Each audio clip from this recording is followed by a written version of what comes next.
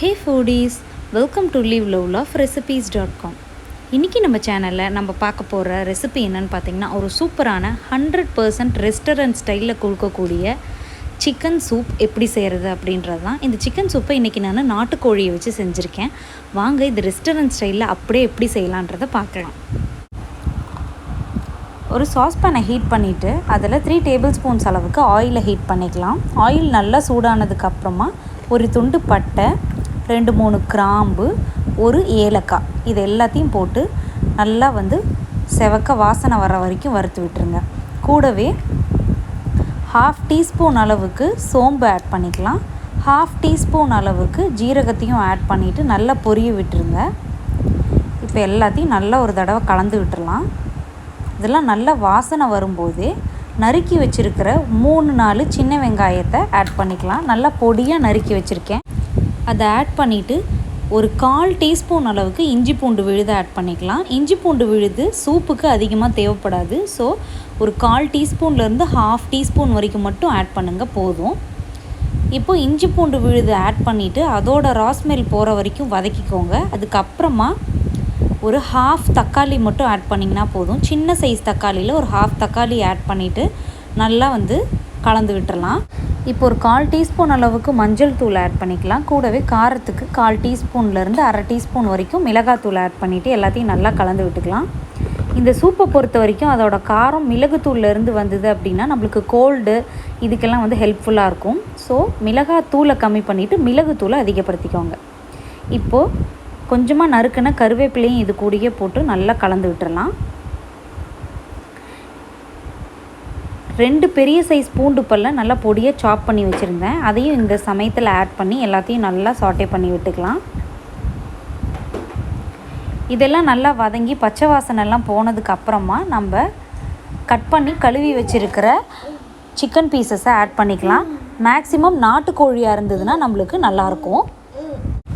இப்போது இந்த சூப்புக்கு தேவையான அளவுக்கு சால்ட்டையும் ஆட் பண்ணிவிட்டு எல்லாத்தையும் மறுபடியும் நல்லா கலந்து விட்டுறலாம்.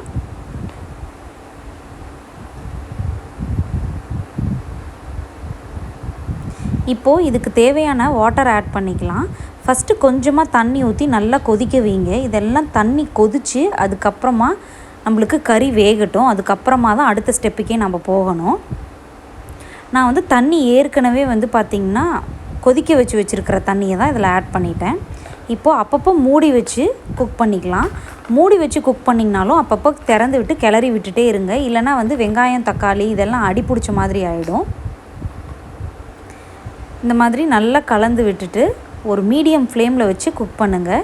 இப்போது நல்லா ஃப்ளேவருக்கு கொத்தமல்லி இலையையும் பெப்பரையும் ஆட் பண்ணிக்கலாம். பெப்பரை ஆட் பண்ணிவிட்டு நல்லா கலந்து விட்டுருங்க. இப்போது பாதி பெப்பர் தூள் ஆட் பண்ணியிருக்கிறேன். ஃபைனல் ஸ்டேஜில் இன்னும் கொஞ்சம் ஆட் பண்ணிக்கலாம். அகெயின் இந்த மாதிரி மூடி வச்சு நல்லா குக் பண்ணுங்கள். எந்த அளவுக்கு ரோல் பாயில் ஆகி வருதுன்னு பாருங்கள். இதெல்லாம் நல்லா கொதித்து நம்ம போட்டிருக்கிற சிக்கன் நல்லா வெந்து வரணும். அந்த அளவுக்கு கொதிக்கிற வரைக்கும் வெயிட் பண்ணணும். அகெயின் நம்ம மூடி வச்சு குக் பண்ணிக்கலாம். இந்த சூப்பை பொறுத்த வரைக்கும் நம்ம மூடி வச்சு குக் பண்ணோம் அப்படின்னா நம்மளுக்கு சீக்கிரமாக குக் ஆகிடும். இது எல்லாத்தையும் ஒரு தடவை இப்போ நல்லா கலந்து விட்டுறலாம். இப்போ பார்த்திங்க அப்படின்னா நம்மளோட சிக்கன் எல்லாமே ஆல்மோஸ்ட் நல்லா குக் ஆகிடுச்சு. இந்த ஸ்டேஜில் நம்ம சூப்புக்கு தேவையான அளவுக்கு வாட்டர் ஆட் பண்ணிக்கலாம். நம்ம எக்ஸ்ட்ராவாக தண்ணி ஆட் பண்ணதுனால சால்ட்டும் அதுக்கு தேவையான அளவுக்கு ஆட் பண்ணிவிட்டு எல்லாத்தையும் நல்லா ஒரு தடவை கலந்து கொதிக்க விடலாம். இந்த குவான்டிட்டி அளவுக்கு நீங்கள் தண்ணி ஊற்றி செஞ்சீங்க அப்படின்னா உங்களுக்கு 1 பவுல் ஆஃப் சூப் கண்டிப்பாக கிடைக்கும். இந்த அளவுக்கு ரோல் பாயில் ஆகி வரணும். நல்லா கொதிக்க விடுங்க.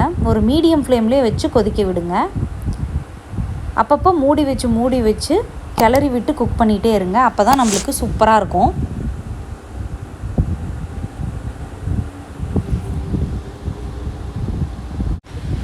இப்போ பார்த்தீங்க அப்படின்னா நல்லா நம்மளுக்கு தண்ணியும் கொதித்து உப்பு காரம் எல்லாமே கரெக்டாக இருக்குது. இந்த ஸ்டேஜில் மறுபடியும் கொஞ்சமாக நறுக்கின கொத்தமல்லி இலையும் பெப்பர் பவுடர் உங்களுக்கு எந்த அளவுக்கு காரம் தேவையோ அவ்வளவும் ஆட் பண்ணிவிட்டு ஒரு தடவை எல்லாத்தையும் நல்லா கலந்து விட்டுட்டு ஒரு கொதி வந்ததுக்கப்புறம் ஃப்ளேமை சுவிட்ச் ஆஃப் பண்ணிவிட்டு சூடாக சர்வ் பண்ணிங்க அப்படின்னா அப்படியே நம்மளுக்கு நான்வெஜ் ரெஸ்டாரண்ட்ஸில் கிடைக்கிற மாதிரியான சிக்கன் சூப் கிடச்சிரும்.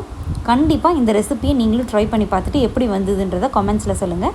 இந்த ரெசிபி உங்களுக்கு பிடிச்சிருந்தது அப்படின்னா மறக்காமல் நம்ம சேனலை சப்ஸ்கிரைப் பண்ணுறதோட மட்டும் இல்லாமல் உங்கள் ஃப்ரெண்ட்ஸ் அண்ட் ரிலேட்டிவ்ஸ்க்கும் ஷேர் பண்ணுங்கள். தேங்க்ஸ் ஃபார் வாட்சிங்.